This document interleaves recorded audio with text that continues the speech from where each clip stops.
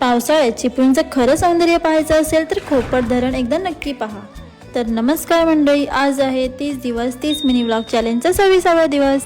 तर आज आपण आलोय चिपळूण जवळील खोपट धरण येथे।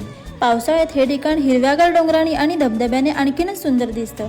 धरणातून वाहणारं स्वच्छ पाणी, थंडगार वारा आणि निसर्गाची शांतता मनाला वेगळाच आनंद देते। जर तुम्ही चिपळूणला फिरायला येणार असाल तर खोपट धरण आणि हा सुंदर धबधबा नक्की पहा। अशीच भन्नाट ठिकाणं पाहण्यासाठी मला फॉलो करा आणि पुन्हा भेटूया एका नव्या प्रवासात। स्पर्शात वारे निळे पेसारे आभाळ वाहून गेले, तुझ्यात मी अन माझ्यात तू, कसे दोघात जग हे